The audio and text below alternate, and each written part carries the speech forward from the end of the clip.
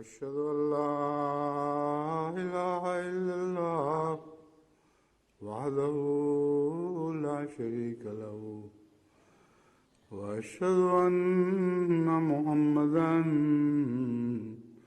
عبده ورسوله أما بعد فأعوذ بالله من الشيطان الرجيم بسم الله الرحمن الرحيم الحمد لله رب العالمين الرحمن الرحيم مالك يوم الدين إياك نعبد وإياك نستعين اهدنا الصراط المستقيم صراط الذين أنعمت عليهم غير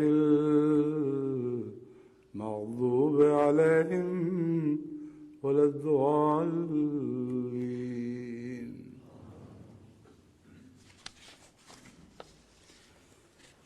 واعبدوا الله ولا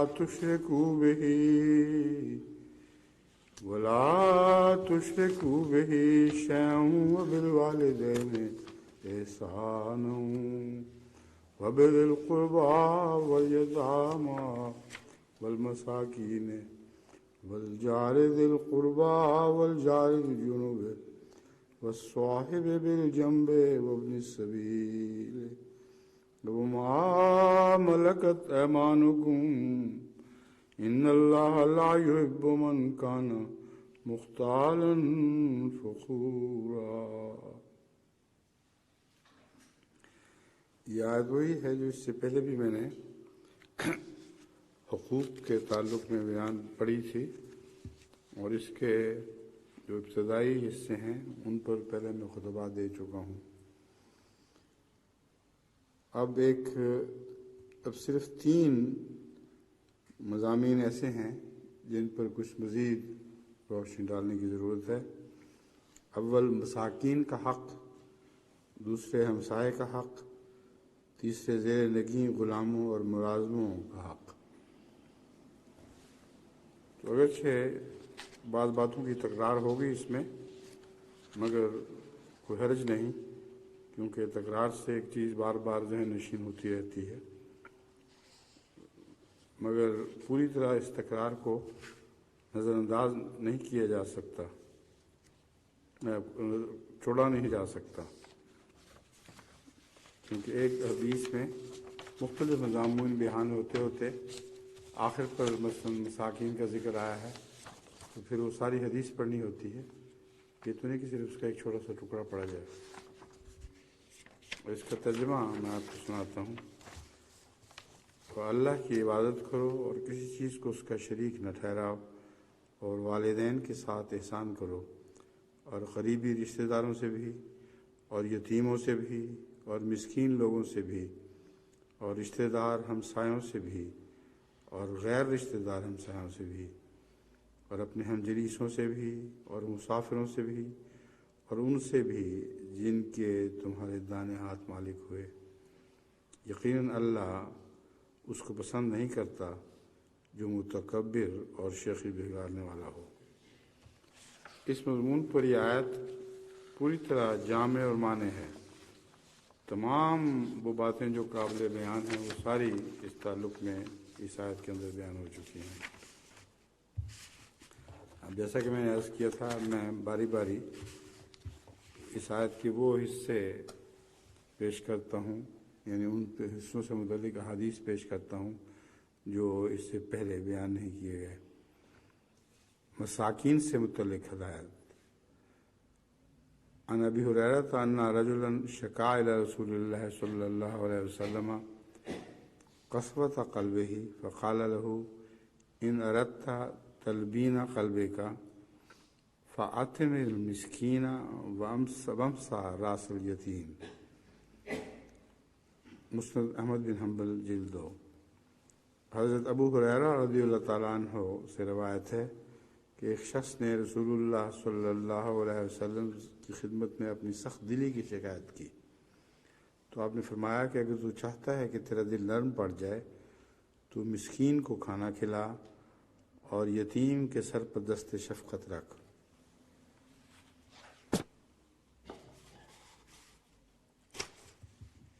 ایک دوسری حدیث بخاری سے لی گئی ہے۔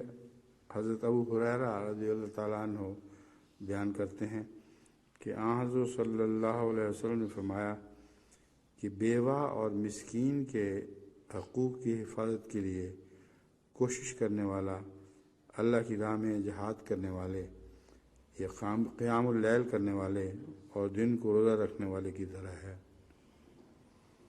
رمضان شریف میں دن کو روزہ رکھتے ہیں لوگ اور پھر رات کو قیام بھی کرتے ہیں، تو ایسے موقع پر پھر جہاد بھی درپیش آ جائے تو یہ ساری نیکیاں ایک مشکل کاموں کی صورت میں اکٹھی ہو جاتی ہیں، اور اگرچہ مسلمان شوق سے جہاد کرتے ہیں مگر روزے دار کے لیے جہاد کرنا بڑا مشکل ہوتا ہے۔ بس اس پہلو سے حضرت صلی اللہ علیہ وسلم نے فرمایا ان ساری نیکیوں کا ثواب ملے گا اس کو جو بیوہ اور مسکین کے اوپر نگہبان ہو اور ان کے حقوق کا خیال رکھے۔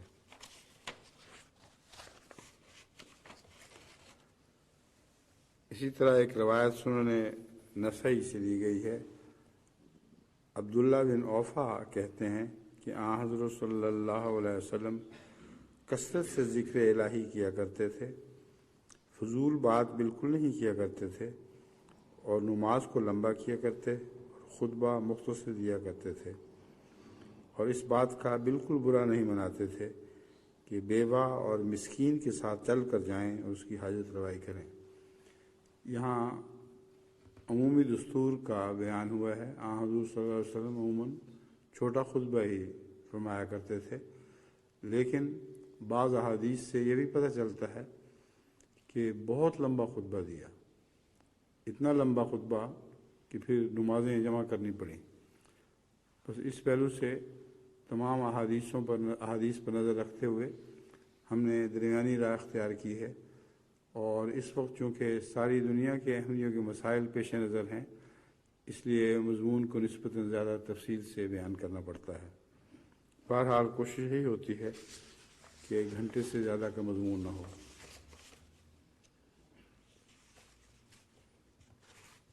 ایک حدیث جو بخاری کی ہے اس میں حضرت ابو ہریرہ رضی اللہ تعالیٰ عنہ بیان کرتے ہیں کہ مسکین وہ نہیں جسے 1-2 لقموں یا 1-2 کھجوروں کے لیے در در کے دھکے کھانے پڑتے ہیں، بلکہ مسکین وہ ہے جو اپنے پاس کوئی ایسی چیز نہیں پاتا جس کے ذریعے وہ دوسروں سے مستغنی ہو سکے، اور اس کی اس حالت کا دوسروں کو علم بھی نہیں ہوتا تاکہ اسے صدقہ دیا جا سکے، اور نہ ہی وہ خود جا کر لوگوں سے مانگتا پھرتا ہے۔ اصحاب الصفہ کا یہی حال تھا۔ مساکین حضرت صلی اللہ علیہ وسلم کی مسجد کے باہر کھڑوں پر بیٹھے رہتے تھے، بہت اس لیے بیٹھتے تھے کہ حضور صلی اللہ علیہ وسلم کی باتوں سے محروم نہ رہیں، اور حضور جب بھی باہر تشریف لائیں آپ ان سے سوال وغیرہ کر سکیں، اور ان کی اس حالت کا علم نہیں ہوا کرتا تھا لوگوں کو کہ بہت بھوکے اور غریب ہیں۔ حضرت ابو ہریرہ رضی اللہ تعالیٰ عنہ کے متعلق آتا ہے بعض دفعہ بھوک کی شدت سے ان کو غشی کا دورہ پڑ جاتا تھا، اور لوگ سمجھتے تھے کہ مرگی کا دورہ ہے، اور اس کی وجہ سے جیسا کہ عرب کا دستور تھا پرانی جوتیاں سنگھاتے یا مارتے۔ تو یہ صحابہ کا حال تھا غربت اور مسکینی سے، مگر یہ پسند نہیں کرتے تھے کہ اپنے منہ سے اپنا حال بیان کریں۔ ایک روایت حضرت عائشہ رضی اللہ تعالیٰ عنہ کی مسند احمد بن حنبل سے لی گئی ہے کہ حضرت صلی اللہ علیہ وسلم کے پاس گو لائی گئی۔ مطلب یہ ہے کہ اس زمانے میں عربوں میں رواج تھا، گوبھی کھاتے تھے. آپ نے اسے نہ کھایا کیونکہ ایک ناپسندیدہ چیز ہے.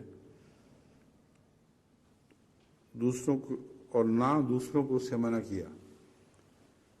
ان میں کئی ہوں گے بھوکے بیچارے، ان کو قسمت سے گوشت ملا، تو رسول اللہ علیہ وسلم نے اضلاع تراہم ان کو بھی منع نہ فرمایا، مگر خود بہرحال نہیں کھائی. اس پر وہ کہتے ہیں حضرت عائشہ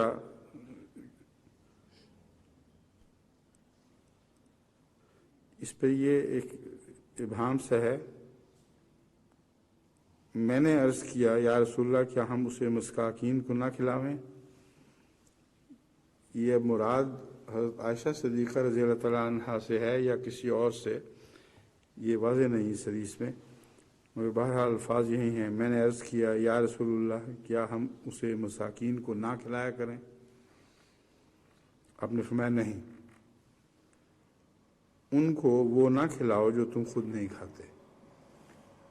بس مساکین کی خدمت کا بہت گہرا راز اس ارشاد میں مضمر ہے کہ بعض لوگ اپنی پھٹی پرانی چیزیں مساکین کو دیتے ہیں یا کھانا بھی وہ جو گندا ہو رہا ہو اور باسی ہو رہا ہو، جس کو وہ خود نہیں کھا سکتے. بس کبھی بھی مسکینوں کو ایسے پھٹے پرانے کپڑے نہیں دینے چاہیے اور نہ ایسا کھانا دینا چاہیے جسے وہ خود نہ کھا سکتے ہوں.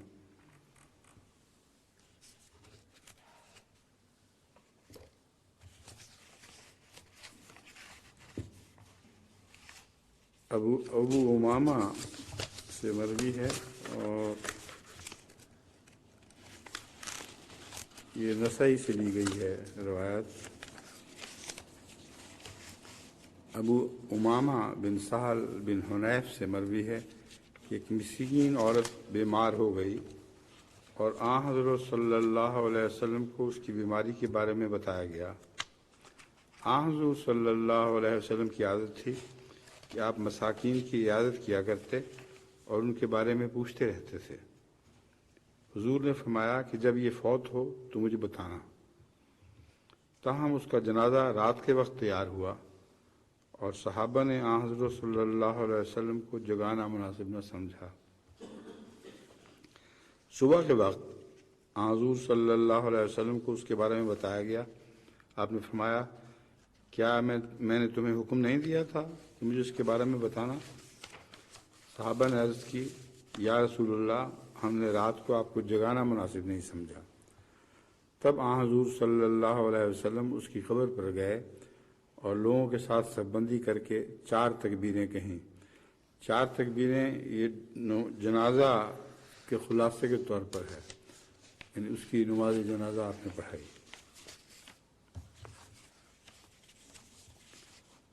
حضرت انس رضی اللہ تعالیٰ عنہ بیان کرتے ہیں کہ رسول اللہ صلی اللہ علیہ وسلم یہ دعا کیا کرتے تھے کہ اے اللہ مجھے مسکینی کی حالت میں زندہ رکھ، اے اللہ مجھے مسکینی کی حالت میں زندہ رکھ اور مسکینی کی حالت میں وفات دے، اور قیامت کے روز میرا حشر بھی مسکینوں کے زمرے میں کرنا. حضرت عائشہ رضی اللہ تعالیٰ عنہ نے عرض کی کیوں یا رسول اللہ؟ حضور صلی اللہ علیہ وسلم نے فرمایا وہ اغنیاء کی نسبت 40 خریف پہلے جنت میں داخل ہوں گے. اے عائشہ مسکین کو خالی نہ لوٹا، خواہ کھجور کا ایک حصہ ہی دینا پڑے. اے عائشہ مسکینوں سے محبت کر اور انہیں قریب رکھ، اللہ بھی تجھے قیامت کے دن اپنا قرب عطا فرمائے گا.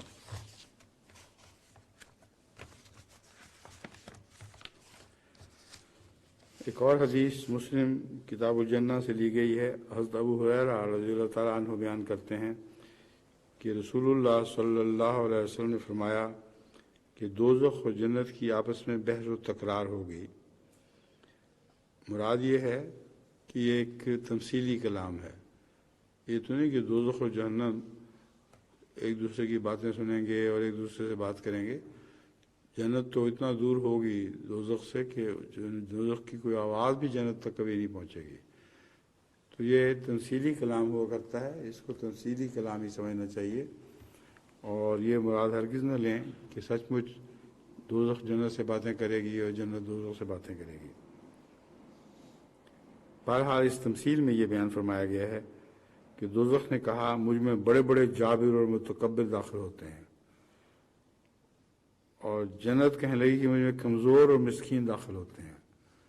یعنی بظاہر دوزخ اپنی بڑائی کر رہی تھی کہ مجھ میں بڑے بڑے لوگ ہیں، اور جنت نے جواباً یہ کہا کہ مجھ میں تو مسکین ہی ہے صرف۔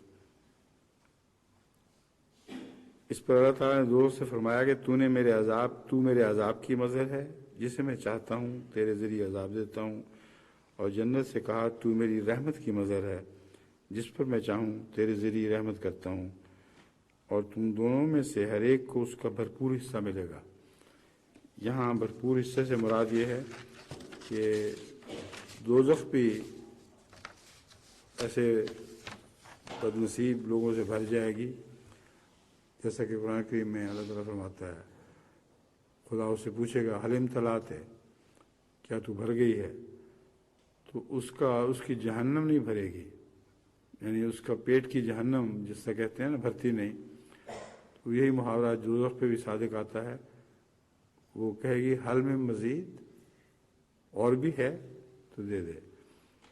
بہرحال جتنے بھی اس بات کے مستحق قرار دیے جائیں گے کہ وہ جہنم میں جائیں، وہ سارے جہنم کے پیٹ بھرنے کے لیے بھیج دیے جائیں گے، اور جتنے بھی جنت کے حقدار قرار دیے جائیں گے وہ سارے جنت کو بھر دیں گے۔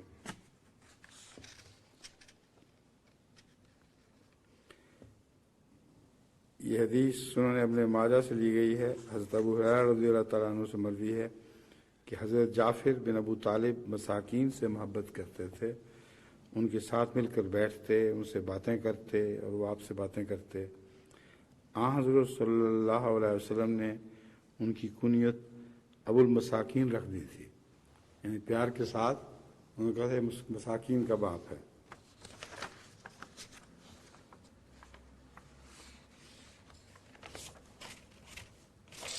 اس مساکین کے متعلق یہی حدیثیں ہیں جو میں نے آپ کے سامنے پیش کرنے کے لیے رکھی تھیں۔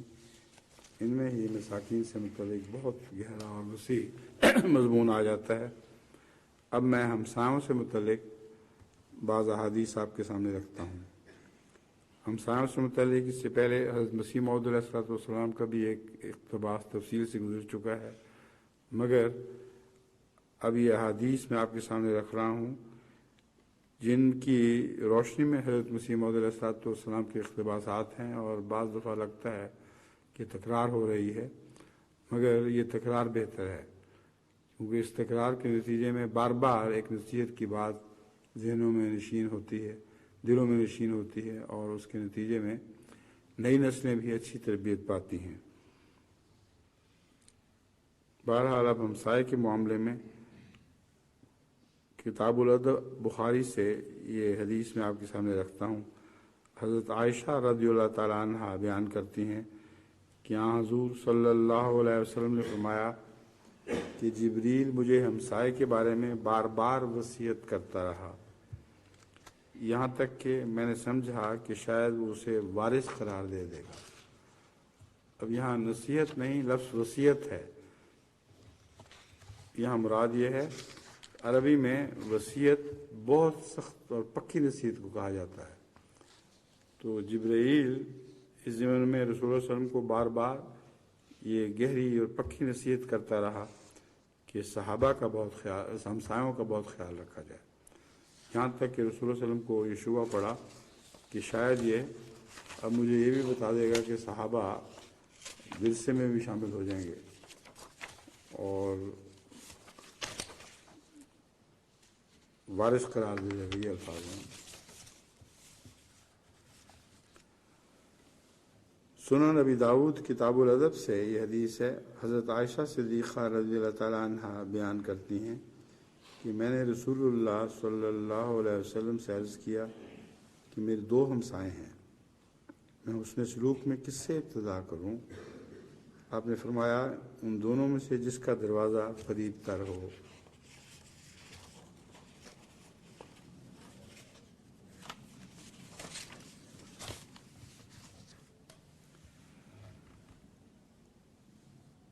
ایک حدیث مسلم کتاب البر والصلاۃ سے لی گئی ہے۔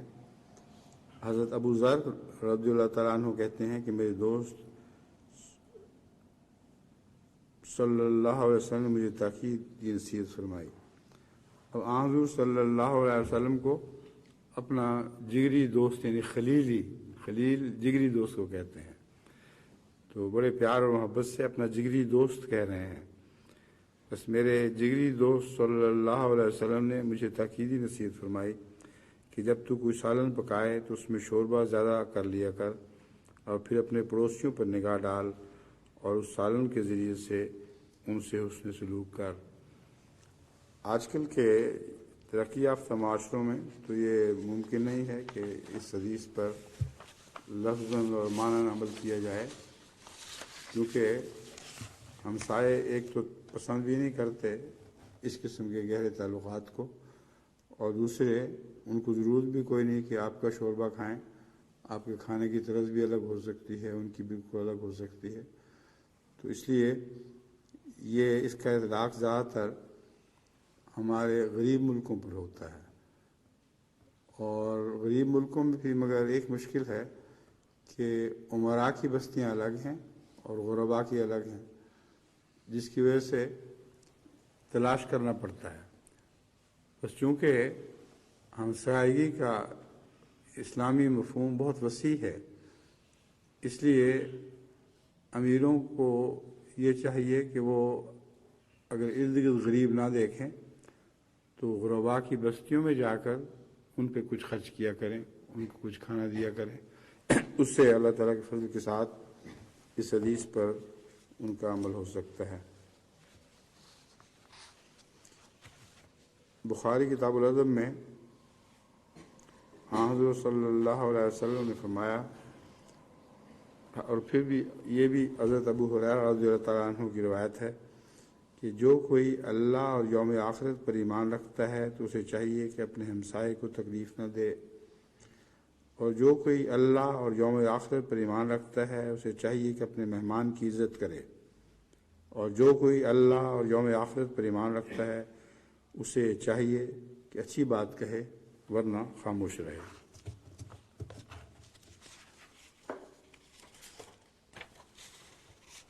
بخاری کتاب الادب ہی میں ابو شریح سے مروی ہے کہ حضرت صلی اللہ علیہ وسلم نے فرمایا، اللہ کی قسم وہ شخص مومن نہیں، اللہ کی قسم وہ شخص مومن نہیں۔ عرض کیا گیا، کون اے اللہ کے رسول؟ آپ نے فرمایا، جس کے شر سے اس کا ہمسایہ امن میں نہیں ہے۔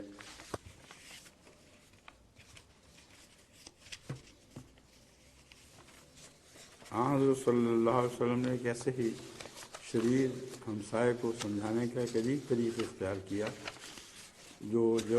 جس پر وہ پہلے نصیحتیں عمل نہیں کیا کرتی تھیں، مگر اس طریق سے وہ مجبور ہو گیا کہ اپنے ہمسائے کے ساتھ پھر آئندہ سے حسن سلوک کیا کرے۔ حضرت ابو ہریرہ رضی اللہ تعالیٰ عنہ سے مروی ہے، یہ سنن ابی داؤد کتاب الادب سے حدیث لی گئی ہے کہ ایک شخص اپنے پڑوسی کی شکایت لے کر حضرت صلی اللہ علیہ وسلم کی خدمت میں حاضر ہوا۔ حضور صلی اللہ علیہ وسلم نے اس کو فرمایا، جا اور صبر کر۔ یہ شخص 2 یا 3 بار حضور کی خدمت میں شکایت لے کر آیا، تب آپ نے فرمایا، جا اور اپنا مال و متاع راستے میں لا کر رکھ دے۔ اب یہ بہت ہی عجیب انداز ہے نصیحت کا، اور یہی نصیحت تھی جو اس پر کارگر ہوئی، پر اس نے اپنا مال راستے میں لا کر رکھ دیا۔ اس پر لوگ اس سے پوچھنے لگے، یہ راستے میں اپنا سارا سامان کو رکھا ہوا ہے؟ اور جب وہ بتاتا تھا کہ ہمسائے نے مجھے تنگ کیا ہوا ہے اور رسول صلی اللہ علیہ وسلم نے فرمایا کہ اپنا مال سڑک پر رکھ دو، تو وہ سب اس پہ لعنت برآمد کرتے تھے کہ ایسا ذلیل ہمسایہ، ایسا گندا اور کمینہ کہ تم بیچارے کو اپنا سامان باہر رکھنا پڑ رہا ہے۔ جب ہمسائے کو اس کا پتہ چلا تو وہ دوڑ آیا اور اس نے کہا، میری توبہ، آئندہ سے کبھی تم مجھ سے کوئی ناپسندیدہ بات نہیں دیکھو گے۔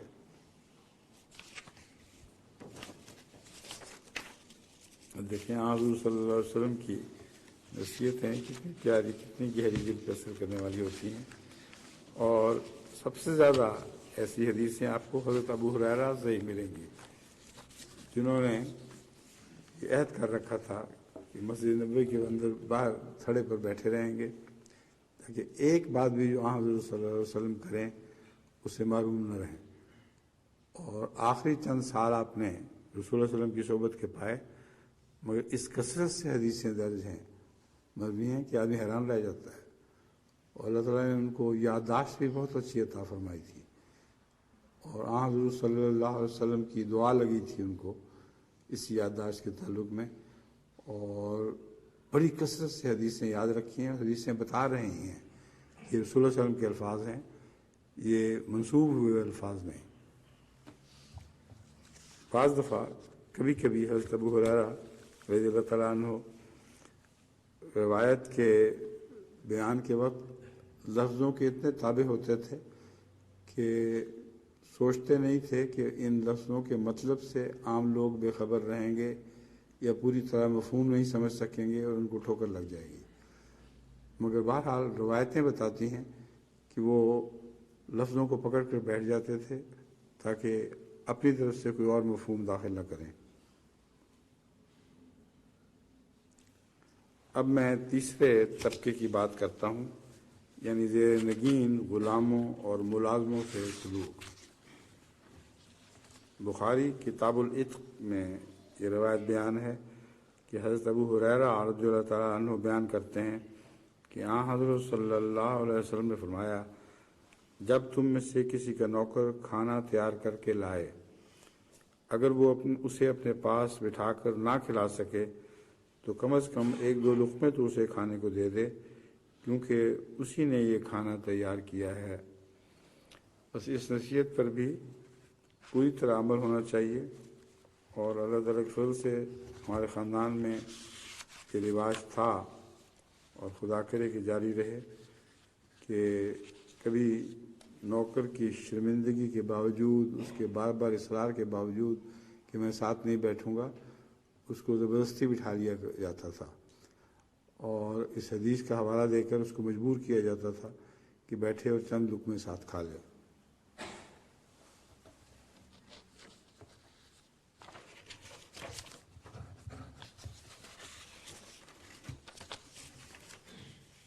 ایک روایت حضرت معرور بن سوید سے مروی ہے، مسلم کتاب الایمان سے یہ روایت لی گئی ہے.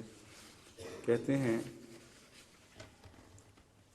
حضرت معرور بن سوید رضی اللہ تعالیٰ عنہ بیان کرتے ہیں کہ میں نے حضرت ابو ذر کو ایک خوبصورت کپڑا پہنے دیکھا. ان کے غلام نے بھی ایسا ہی کپڑا پہن رکھا تھا. میں نے ان سے اس کے متعلق پوچھا تو انہوں نے فرمایا کہ حضرت صلی اللہ علیہ وسلم کے زمانے میں انہوں نے ایک شخص، یعنی اپنے غلام کو، ایک شخص کہہ کے کہا، بیان کیا، مگر مراد یہ تھی کہ اپنے غلام کو برا بھلا کہا اور اس کی ماں کے عیب بیان کر کے اسے شرم دلائی. حضور کو جب اس کا علم ہوا تو آپ نے فرمایا، تم میں جہالت کی رگ ابھی باقی ہے.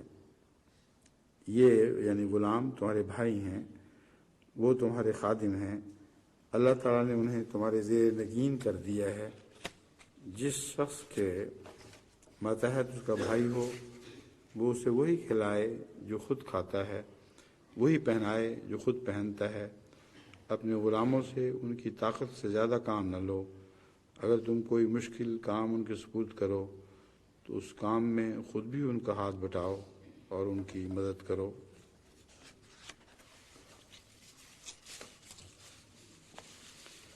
پھر سنن ابن ماجہ کتاب الاحکام سے حضرت ابن عمر رضی اللہ تعالیٰ عنہ کی یہ روایت لی گئی ہے کہ حضرت صلی اللہ علیہ وسلم نے فرمایا، مزدور کو اس کی مزدوری اس کا پسینہ خشک ہونے سے پہلے ادا کرو.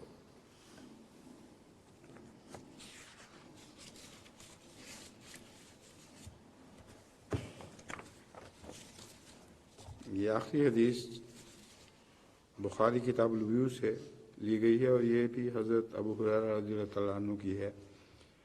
بیان کیا کہ حضرت صلی اللہ علیہ وسلم نے فرمایا کہ اللہ تعالیٰ فرماتا ہے، 3 شخص ایسے ہیں جن کا قیامت کے دن میں مخالف ہوں گا۔ ایک وہ جس نے میرے نام پر کسی کو امان دی اور پھر غداری کی۔ دوسرا آدمی وہ ہے جس نے کسی آزاد کو بیچ دیا اور اس کی قیمت لے کر کھا گیا۔ تیسرا آدمی وہ ہے جس نے کسی کو مزدوری پر رکھا، اس سے پورا کام لیا لیکن اس کو اس کی مزدوری نہ دی۔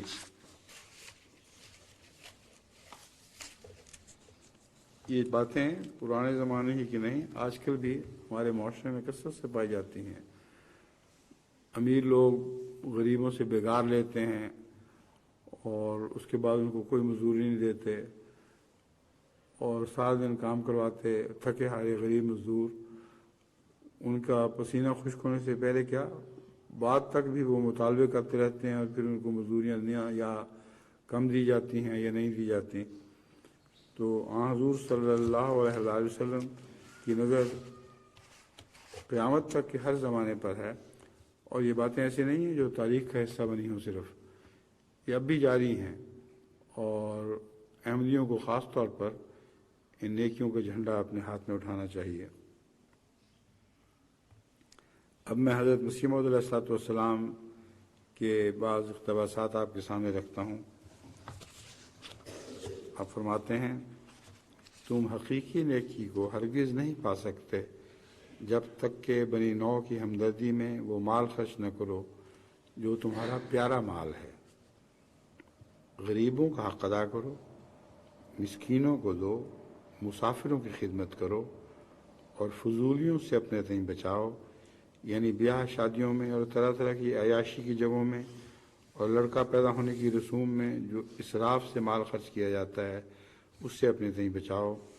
تم ماں باپ سے نیکی کرو اور قریبیوں سے اور یتیموں سے اور مسکینوں سے اور ہمسایہ سے جو تمہارا قریبی ہے اور ہمسایہ سے جو بیگانہ ہے اور مسافر سے اور نوکر اور غلام اور گھوڑے اور بکری اور بیل اور گائے سے اور حیوانات سے جو تمہارے قبضے میں ہوں، کیونکہ خدا کو جو تمہارا خدا ہے یہی آتیں پسند ہیں۔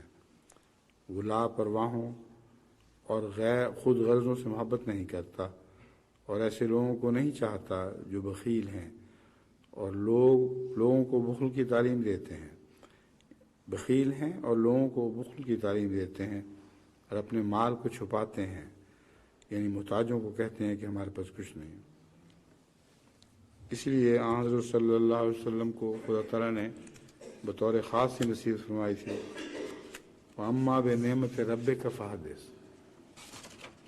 یعنی جو کچھ تمہارے پاس ہے اس کو بیان کرو۔ بعض لوگ تو ڈر کے مارے امیر ہونے کے باوجود خود ہی بہت خراب کپڑے پہنتے ہیں اور گندے کپڑے پہنتے ہیں تاکہ غریبوں کو اوپر یہ ظاہر کر سکے ہمارے پاس کچھ ہے ہی نہیں۔ تو یہ ایک نہایت ہی بیہودہ رسم ہے اور بعض جگہ یہ پائی جاتی ہے۔ اب ان کمیونٹیز کا نام لینا تو مناسب نہیں، مگر میں جانتا ہوں کہ ایسے بعض خاص قوموں میں یہ رسم بہت پائی جاتی ہے، اللہ تعالیٰ نے برحم فرمائے اور ان کو خدا کی نعمتیں عام کرنے کی توفیق ملے۔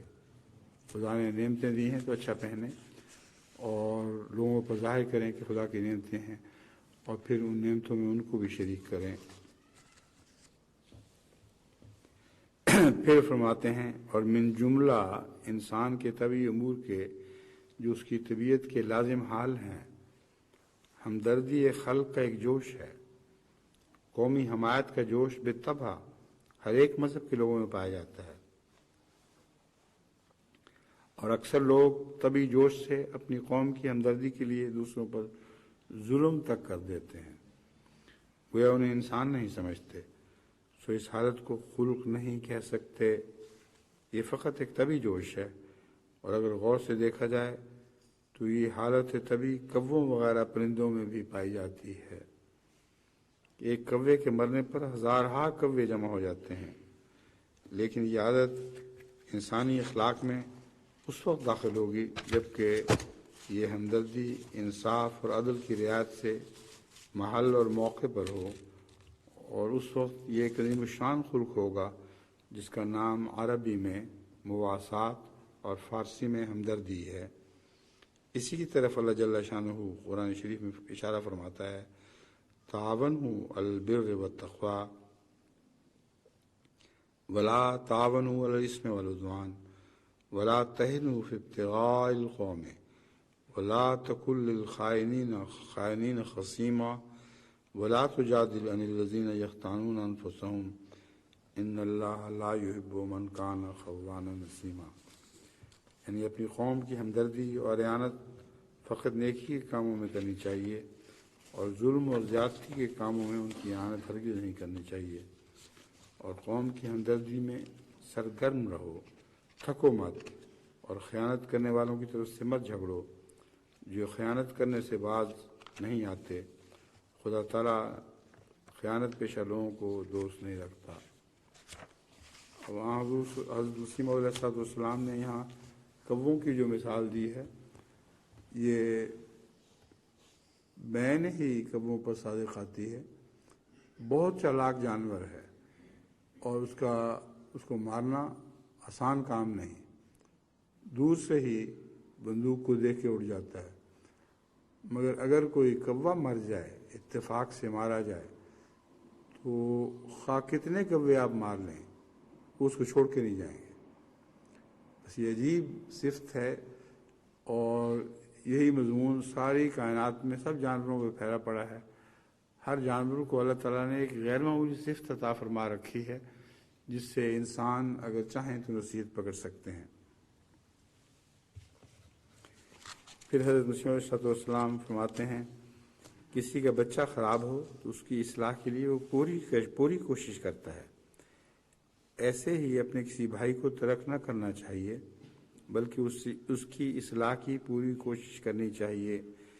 قرآن کریم کی یہ تعلیم ہرگز نہیں ہے کہ عیب دیکھ کر اسے پھیلاؤ اور دوسروں سے تذکرہ کرتے پھرو، بلکہ وہ فرماتا ہے تواصوا بالصبر و تواصوا بالمرحمہ، کہ وہ صبر اور رحم سے نصیحت کرتے ہیں۔ مرحمہ یہی ہے کہ دوسرے کے عیب دیکھ کر اسے نصیحت کی جاوے اور اس کے لیے دعا بھی کی جاوے۔ دعا میں بڑی تاثیر ہے، اور وہ شخص بہت ہی قابل افسوس ہے کہ ایک عیب کو بیان تو 100 مرتبہ کرتا ہے لیکن دعا 1 مرتبہ بھی نہیں کرتا۔ پھر حضرت مسیح علیہ السلام فرماتے ہیں، یہ بالکل سچی بات ہے کہ بہت سی سعادت غرباء کے ہاتھ میں ہے، اس لیے انہیں امیروں کی امیری اور تمول پر رشک نہیں کرنا چاہیے۔ یعنی مراد ان غرباء سے ہے جو دل کے بھی غریب ہیں اور نیک دل اور نیک عمل ہیں۔ فرمایا ایسے غرباء کے متعلق کیا فرما رہے ہیں کہ امیروں کی امیری اور تمول پر رشک نہیں کرنا چاہیے، اس لیے کہ انہیں وہ دولت ملی ہے جو ان کے پاس نہیں۔ ایک غریب آدمی بے جا ظلم، تکبر، خود پسندی، دوسروں کو ایذا پہنچانے، اتلاف حقوق وغیرہ بہت سی برائیوں سے مفت میں بچ جاتا ہے کیونکہ وہ جھوٹی شیخی اور خود پسندی جو ان باتوں پر اسے مجبور کرتی ہے اس میں نہیں۔ اسے سے مراد امیر بھائی کو، جو امیروں کو ان کی خود پسندی مجبور کرتی ہے وہ اس غریب میں نہیں ہوتی۔ یہی وجہ ہے کہ جب کوئی مامور اور مرسل آتا ہے تو سب سے پہلے اس کی جماعت میں غرباء داخل ہوتے ہیں، اس لیے کہ ان میں تکبر نہیں ہوتا۔ دولت مندوں کو یہی خیال اور فکر رہتا ہے کہ اگر ہم اس کے خادم ہو گئے تو لوگ کہیں گے کہ اتنا بڑا آدمی ہو کر فلاں شخص کا مریض ہو گیا، اور اگر ہو بھی جاوے تب بھی وہ بہت سی سعادتوں سے محروم رہ جاتا ہے، الا ماشاء اللہ، کیونکہ غریب تو اپنے مرشد اور آقا کی کسی خدمت سے عار نہیں کرے گا، مگر یہ یعنی امیر عار کرے گا۔ ہاں اگر خدا تعالیٰ اپنا فضل کرے اور دولت مند آدمی اپنے مال و دولت پر ناز نہ کرے اور اس کو بندگان خدا کی خدمت میں صرف کرنے اور ان کی ہمدردی میں لگانے کے لیے موقع پائے اور اپنا فرض سمجھے، تو پھر وہ ایک خیر کثیر کا وارث ہے۔ پھر حضرت مسیح موعود علیہ السلام فرماتے ہیں، ضروری ہے کہ حتی الوسع اپنے بھائیوں پر بدظنی نہ کی جاوے اور ہمیشہ نیک زن رکھا جائے، کیونکہ اس سے محبت بڑھتی ہے اور انس پیدا ہوتا ہے اور آپس میں قوت پیدا ہوتی ہے، اور اس کے باعث انسان بعض دوسرے عیوب مثلاً کینہ، بغض، حسد وغیرہ سے بچا رہتا ہے۔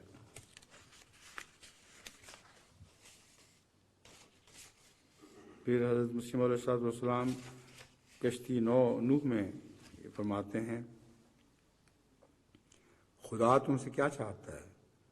بس یہی کہ تم تمام نوع انسان سے عدل کے ساتھ پیش آیا کرو، پھر اس سے بڑھ کر یہ ہے کہ ان سے بھی نیکی کرو جنہوں نے تم سے کوئی نیکی نہیں کی، پھر اس سے بڑھ کر یہ ہے کہ تم مخلوق خدا سے ایسی ہمدردی کے ساتھ پیش آؤ کہ گویا تم ان کے حقیقی رشتہ دار ہو، جیسے کہ مائیں اپنے بچوں سے پیش آتی ہیں، کیونکہ احسان میں بھی ایک خودنمائی کا مادہ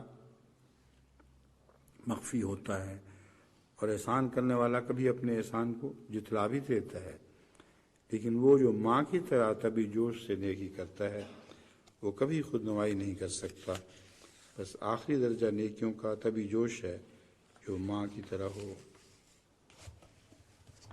اب حضرت مسیح علیہ السلام کی ایک خاص نصیحت جو جماعت کو ہے وہ پڑھ کے آپ کے سامنے رکھتا ہوں، کہ آپ کی آخری نصیحت تو نہیں کہہ سکتے مگر اس مضمون کے آخر پر ہے، اس کے علاوہ ایک اور بھی ہے وہ بعد میں بیان کروں گا۔ بس تم جو میرے ساتھ تعلق رکھتے ہو، یاد رکھو کہ تم ہر شخص سے خواہ وہ کسی مذہب کا ہو ہمدردی کرو اور بلا تمیز ہر ایک سے نیکی کرو، کیونکہ یہی قرآن شریف کی تعلیم ہے۔ وَيُطْعِمُونَ الطَّعَامَ عَلَىٰ حُبِّهِ مِسْكِینًا وَیَتِیمًا وَاسِیرًا، وہ اسیر اور قیدی جو آتے تھے اکثر کفار ہی ہوتے تھے۔ اب دیکھ لو کہ اسلامی ہمدردی کی انتہا کیا ہے۔ مسکینم و یتیمم و اسیرا، اب یہ دیکھیں کتنی گہری بات فرمائی ہے حضرت مسیح علیہ السلام نے، کہ اس زمانے میں اسیر تو مسلمان نہیں ہوا کرتے تھے، غیر ہی اسیر آیا کرتے تھے، کفار مکہ اور بڑے بڑے سخت دشمن بھی اسیر ہو کے آیا کرتے تھے۔ تو اللہ کی محبت میں ان کو بھی کھلایا کرو، ان کے بھی آرام کا خیال رکھا کرو۔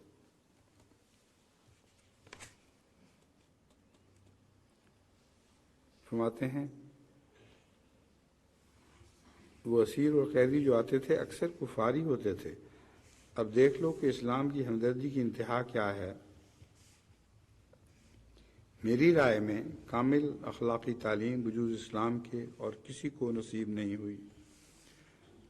مجھے صحت ہو جاوے تو میں اخلاقی تعلیم پر ایک مستقل رسالہ لکھوں گا، کیونکہ میں یہ چاہتا ہوں کہ جو کچھ میرا منشا ہے وہ ظاہر ہو جاوے۔ اور حضرت مسیح موعود علیہ السلام نے اس زمانے میں اتنی اخلاقی تعلیم دی ہے کہ دنیا بھر کے اخلاقی تعلیم دینے والوں کی تعلیم اکٹھی کر کے دیکھیں، اس کے مقابلے پہ کچھ بھی نہیں ہوگی، مگر ابھی نیکی کی یہ حس باقی ہے، یہ سخت طلب باقی ہے کہ کاش میں اور بھی لکھوں، یہاں تک کہ سب پر یہ مضمون خوب کھل جائے۔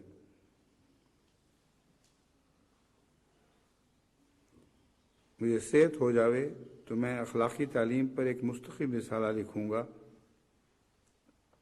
کیونکہ میں چاہتا ہوں کہ جو کچھ میرا منشا ہے وہ ظاہر ہو جاوے اور میری جماعت کے لیے ایک کامل تعلیم ہو اور ابتغاء مرضات اللہ کی راہیں اس میں دکھائی جائیں۔ مجھے بہت ہی رنج ہوتا ہے جب میں آئے دن یہ دیکھتا اور سنتا ہوں کہ کسی سے یہ سرزد ہوا اور کسی سے وہ۔ میری طبیعت ان باتوں سے خوش نہیں ہوتی۔ میں جماعت کو ابھی اس بچے کی طرح پاتا ہوں جو 2 قدم اٹھاتا ہے تو 4 قدم گرتا ہے، لیکن میں یقین رکھتا ہوں کہ خدا تعالیٰ اس جماعت کو کامل کر دے گا۔ اس لیے تم بھی کوشش، تدبیر، مجاہدہ اور دعاؤں میں لگے رہو۔ خدا تعالیٰ اپنا فضل کرے، کیونکہ اس کے فضل کے بغیر کچھ بنتا ہی نہیں۔ جب اس کا فضل ہوتا ہے تو وہ ساری راہیں کھول دیتا ہے۔ اب یہ آخری اقتباس ہے جو میں پڑھ دیتا ہوں، کیونکہ آئندہ دن اس مضمون کو، حقوق کا مضمون ہے، چھوڑ کر جہاں تک مجھ سے کوشش ہوئی ہے اس کو مکمل کرنے کی کوشش کی گئی ہے، کچھ اور مضامین شروع ہوں گے۔ تو حقوق وغیرہ سے متعلق حضرت مسیح علیہ السلام کی یہ تحریر ہے: یاد رکھو تم میں اس وقت دو اخوتیں جمع ہو چکی ہیں، ایک تو اسلامی اخوت اور دوسری سلسلہ کی اخوت۔ اسلامی اخوت وہی ہے جو سلسلے کی اخوت ہے، مگر اسلامی اخوت کی عام تعلیم کو خاص طور پر جماعت احمدیہ نے چونکہ اپنایا ہے اور ایک اندرونی محبت کے بندھن میں باندھی گئی ہے، اس لیے حضرت مسیح علیہ السلام فرماتے ہیں کہ تم میں دو اخوتیں جمع ہو گئی ہیں۔ اللہ تعالیٰ نے جا بجا رحم کی تعلیم دی ہے، یہی اخوت اسلامی کا منشا ہے۔ اللہ تعالیٰ نے صاف طور پر فرمایا ہے کہ تمام مسلمان مومن آپس میں بھائی ہیں۔ ایسی صورت میں کہ تم میں اسلامی اخوت قائم ہو اور پھر اس سلسلے میں ہونے کی وجہ سے دوسری اخوت بھی ساتھ ہو، یہ بڑی غلطی ہوگی کہ کوئی شخص مصیبت میں گرفتار ہو اور قضاء و قدر سے اسے ماتم پیش آ جائے تو دوسرا تجہیز و تکفین میں بھی اس کا شریک نہ ہو۔ ہرگز ہرگز اللہ تعالیٰ کا یہ منشا نہیں ہے۔ حضرت صلی اللہ علیہ وسلم کے صحابہ رضوان اللہ علیہم جنگ میں شہید ہوتے یا مجروح ہو جاتے تو میں یقین نہیں رکھتا کہ صحابہ رضوان اللہ انہیں چھوڑ کر چلے جاتے ہوں، یا پیغمبر صلی اللہ علیہ وسلم اس بات پر راضی ہو جاتے کہ ان کو چھوڑ کر چلے جائیں۔ میں سمجھتا ہوں کہ ایسی وارداتوں کے وقت ہمدردی بھی ہو سکتی ہے اور احتیاط مناسب بھی عمل میں لائی جا سکتی ہے۔ ہمدردی بھی ہو سکتی ہے اور احتیاط مناسب بھی لائی جا سکتی ہے۔ یہ آج کل احمدیوں کے حالات پر پوری طرح صادق آ رہا ہے پاکستان میں کہ بعض دفعہ کسی کی ہمدردی میں نکلنے والے کو دشمن طاق لگا کر نشانہ بنا لیتا ہے۔ تو اس لیے یہ احتیاط بہرحال لازم ہے کہ ایسے وقت میں ہمدردی کی جائے کہ پوری احتیاط ہو اور اس کی وجہ سے اپنی جان کو خطرے میں نہ ڈالا جائے۔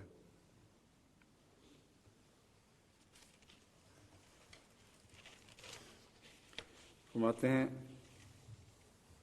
جس قدر تجارب سے معلوم ہوتا ہے اس کے لیے بھی نص قرآنی سے احتیاط مناسب کا پتہ لگتا ہے، اور احتیاطیں بعض دفعہ وباؤں سے بھی کرنی پڑتی ہیں۔ یعنی ایک مریض ہو گیا ہے اور ایسی بیماری کا شکار ہے جو لگ سکتی ہے، اور یہ تحریر میں سمجھتا ہوں کہ چونکہ طاعون کے زمانے میں لکھی گئی تھی اس لیے حضرت مسیح موعود علیہ الصلوۃ والسلام نے بطور خاص اس نصیحت کا ذکر فرمایا ہے: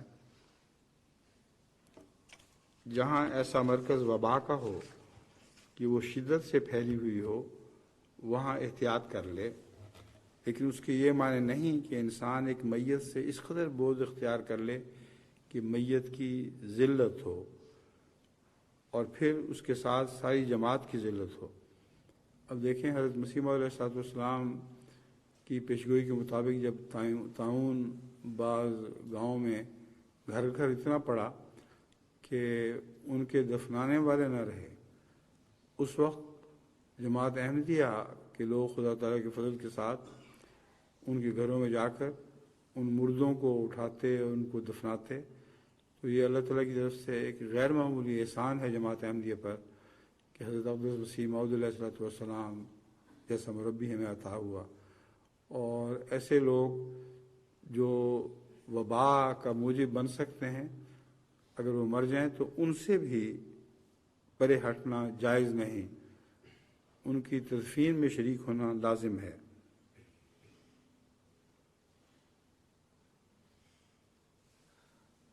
اس بات کو جب خدا تعالیٰ نے تمہیں بھائی بھائی بنا دیا ہے تو پھر نفرت اور بودھ کیوں ہے؟ اگر وہ مر بھی جائے گا تو اس کی بھی کوئی خبر نہ لے گا۔ یعنی جو نفرتیں کرتا ہے اگر وہ نفرتیں اپنی جاری رکھتا ہے تو اگر وہ بھی مرے گا تو اس کی بھی پھر کوئی خبر نہیں لے گا۔ اس طرح پر اخوت کے حقوق تلف ہو جائیں گے۔ الحکم جلد 9 بتاریخ 30 اپریل 1905۔ بس یہ حقوق کا جو مضمون تھا کہ اپنی دانش میں نے جہاں تک کوشش ہو سکی ہے مکمل کر دیا ہے۔ اب انشاءاللہ آئندہ کوئی دوسرا سلسلہ شروع ہوگا۔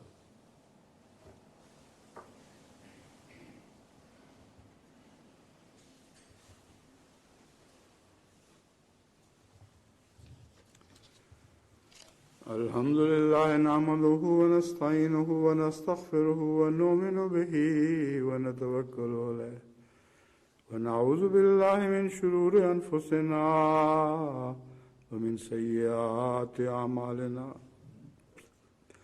من يهده الله فلا مضل له ومن يضلله فلا هادي له ونشهد أن لا إله إلا الله ونشهد أن محمدا عبده ورسوله عباد الله رحمكم الله إن الله يأمر بالعدل والإحسان وإيتاء ذي القربى وينهى عن الفحشاء والمنكر والبغي يعظكم لعلكم تذكرون اذكروا الله يذكركم وادعوه يستجب لكم ولذكر الله أكبر۔